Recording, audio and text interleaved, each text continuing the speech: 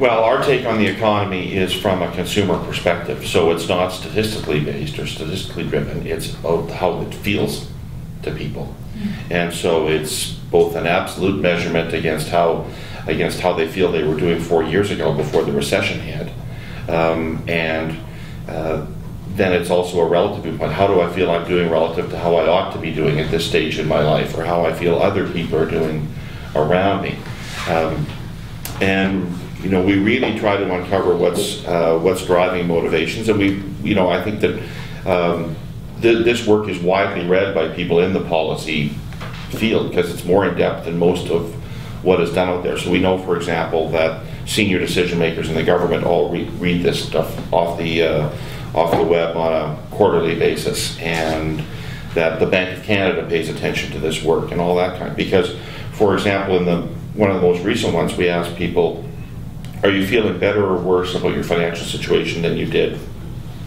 4 years ago?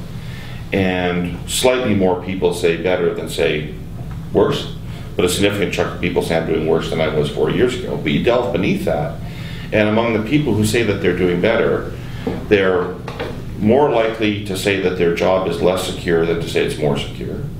They're more likely to say that their cost of living is higher than to say it's lower or the same. They're more likely to say that they're making less money than to say that they're making more money. So why are they feeling better? Because their house has gone up in value. All of consumer confidence in the country is hanging on that one variable, which is that they've got this growth in equity in their house or condo. Everything else is going negative. So you can see if something happens to the housing market, or interest rates, what's going to happen to consumer confidence and consumer spending in the country.